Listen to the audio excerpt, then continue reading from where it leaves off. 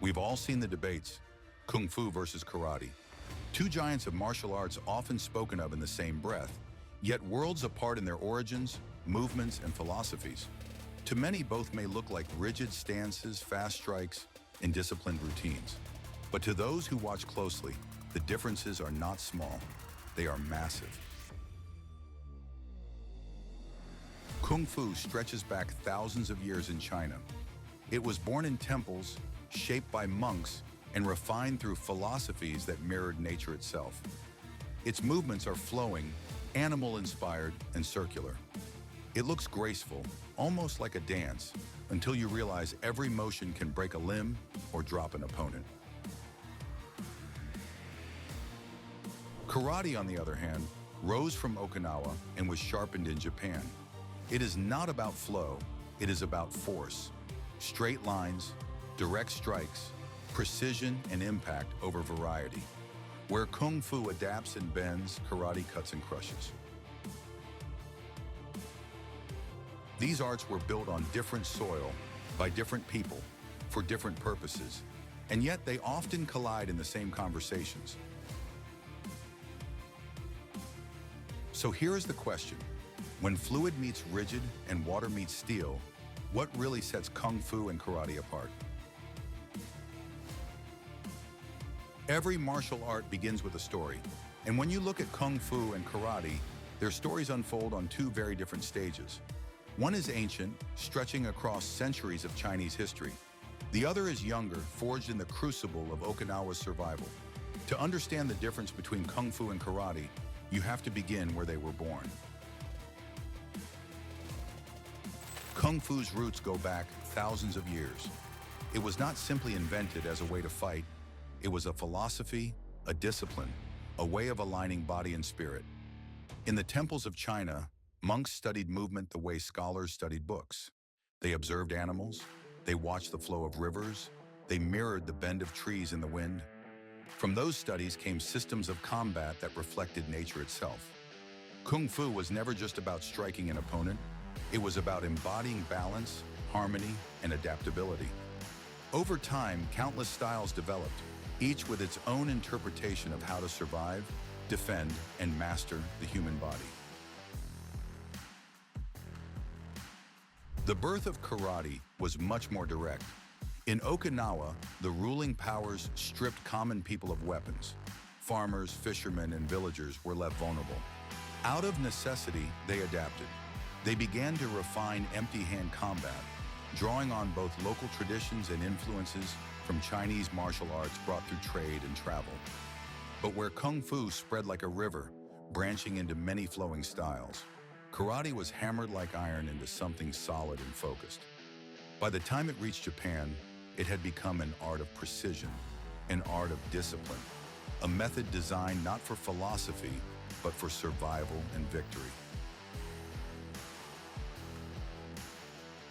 This is where the first difference emerges. Kung Fu was born in temples, guided by spiritual practice and observation of the world.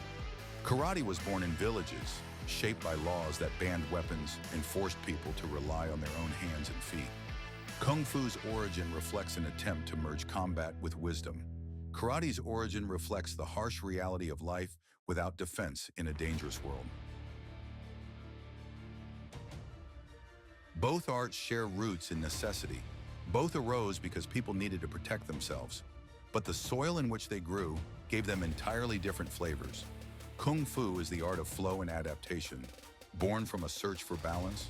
Karate is the art of precision and power, born from a demand for survival. If you are really looking for the split between Kung Fu and karate, look at the techniques, completely separate. As a library of movement, Kung Fu carries an almost endless variety of techniques. Palm strikes, claw hands, spinning kicks, low sweeps, joint locks, pressure point attacks, even acrobatics. Some moves are fast and deceptive, others are slow and flowing, designed to confuse before striking. The techniques often borrow from animals: a crane's beak, a tiger's claw, a snake's whip. Every motion reflects nature's playbook, turned into combat. On the other hand, karate approaches technique with a different philosophy. It is not about endless variety, it is about sharp precision. Karate techniques are direct, explosive, and stripped down to what ends a fight quickly. A straight punch to the solar plexus, a front kick to the ribs, a knife hand strike to the neck. No wasted motion, no unnecessary flourish. In karate, every strike is designed to land with maximum efficiency. While Kung Fu teaches you to adapt and switch to overwhelm with variety, karate teaches you to focus, to cut through and to rely on a handful of techniques mastered until they are unstoppable. When it comes to weapons, the divide between Kung Fu and karate is only more clear. In Kung Fu, weapons are embraced as an extension of the art. The staff, the broadsword, the straight sword, the spear, the chain whip, even the three-section staff. Each weapon is tied to a form, a rhythm, and a philosophy. A Kung Fu practitioner learns to move with these weapons until they are no longer tools but part of the body. The same flowing, circular movements of empty hand Kung Fu are mirrored in weapon training, making the transition seamless. Weapons are not secondary in Kung Fu, they are essential. Karate, on the other hand, is true to its name. Kara means empty, T means hand. At its core, karate is a weaponless system. The fist, the elbow, the knee, the foot, these are the weapons. Traditional Okinawan Kabuto does include tools like the bow, tonfa, sai, and nunchaku, but these are often taught as separate systems, not central to karate itself. In karate, the focus remains on turning the body into the ultimate weapon. This creates a striking difference. Kung Fu looks outward, mastering weapons of every shape and size. Karate looks inward, sharpening the natural weapons of the human body. Really profound. What do you think? While some people argue that Kung Fu and karate are similar because of their moves, the fact remains that the two martial arts do not move the same way. Their movement styles are not just different, they are opposites. For Kung Fu, its moves are similar to water. It flows, bends, and circles. A strike in Kung Fu is rarely just a strike. It blends into the next motion, chaining together attacks and defenses in one continuous rhythm. The body twists, shifts, and redirects, using angles that are hard to predict. Movements often imitate animals or elements of nature, giving the art its trademark grace. Karate moves like steel. The emphasis is on straight lines, direct force, and explosive impact. When a karate fighter advances, it is sharp and sudden. The strikes come with speed and precision, each one designed to end the exchange right there. There is no circling, no flourish, no wasted movement. Karate teaches that efficiency is power. Every step, every strike is deliberate and final. Kung Fu trusts adaptability. Karate trusts certainty. Before the strike, block, or clash, there is the stance. And here, Kung Fu and karate reveal just how differently they see the fight. Kung Fu stances are many and varied. Horse stance, crane stance, bow stance, cat stance, dragon stance. Each has a shape, a rhythm, and often an animal it imitates. Some are low and rooted, others are light and springy. The purpose is not just stability, but adaptability. By shifting from one stance to another, a Kung Fu fighter creates angles, confuses the opponent, and keeps the body ready for any change. Stances flow together like steps in a dance, linking offense and defense into one continuous chain. They are wide, deep, and expressive, designed to train endurance and flexibility while preparing the body to generate power and motion. Karate stances, in contrast, are fewer but sharper. Front stance, back stance, horse stance. Each is stripped down to its essence, designed for stability and power. They are not meant to imitate animals or tell stories. They are meant to deliver impact. Karate stances are shorter and higher compared to many Kung Fu stances, allowing quick transitions between blocks, strikes, and kicks. The goal is not variety but efficiency. A karate stance is a launch pad. It grounds the fighter for explosive strikes and immediate counters. The stance says everything different about the two arts. Kung Fu uses stances as a language of expression, carrying history and creativity. Karate uses stances as a weapon platform. They are stripped of excess, focused entirely on what wins the exchange. While one teaches you to master a wide vocabulary of stances, flowing between them like words in a sentence, the other teaches you to perfect a handful of positions, drilling them until they are unshakable foundations of combat. This is where the discipline, the tradition, and the philosophy are written into movement. And once again, Kung Fu and Karate part ways. Kung Fu forms, known as Taolu, are long, elaborate, and often dramatic. They can last several minutes, filled with sweeping kicks, acrobatics, intricate hand techniques, and sudden shifts in rhythm. Some mimic animals, others mirror elements of nature. Each form tells a story, weaving together attack, defense, and philosophy. To an outsider, it might look like a performance. To a practitioner, it is a living textbook of the art, preserving techniques that might otherwise be lost. Karate forms, known as kata, are short, direct, and tightly focused. Every kata is a blueprint of combat drilled until the movements are automatic. The strikes, blocks, and stances in kata are not meant to look beautiful. They are meant to condition the body, sharpen technique, and prepare the fighter for real confrontation. Repetition is key.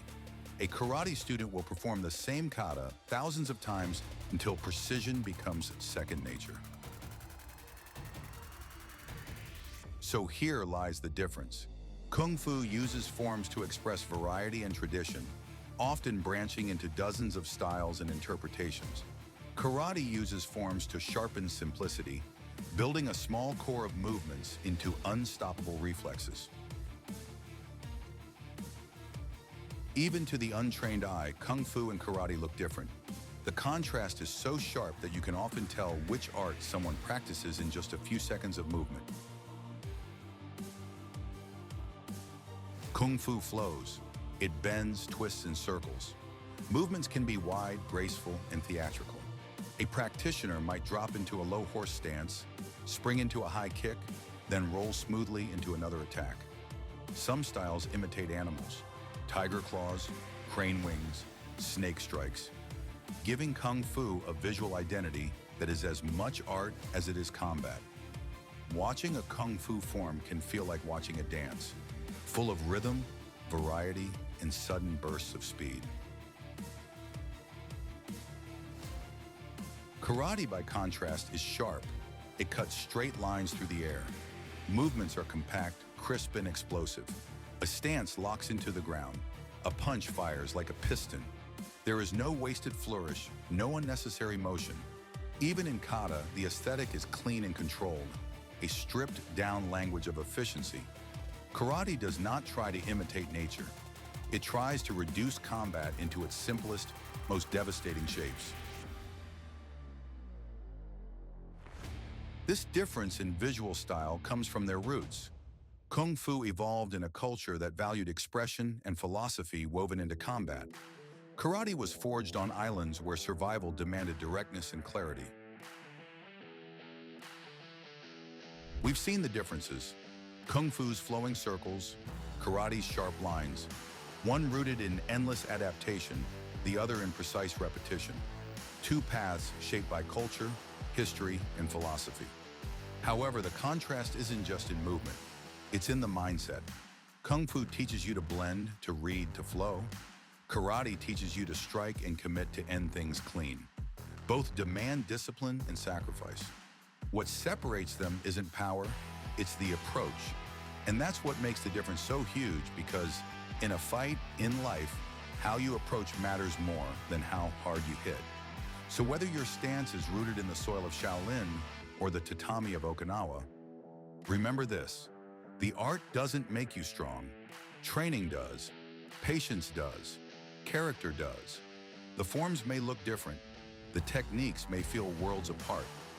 But at the end of the day, Kung Fu and Karate chase the same thing: clarity, control, and the ability to act when it matters most. So wherever you train, whatever style you choose, don't just copy the movements.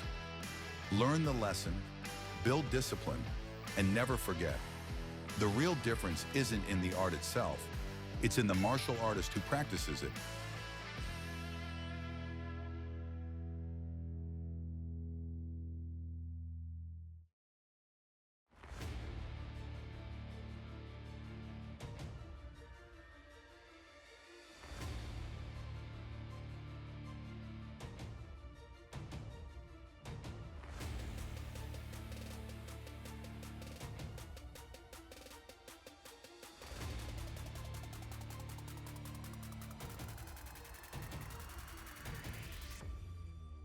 Train hard, stay humble, and carry the spirit beyond the dojo and the temple.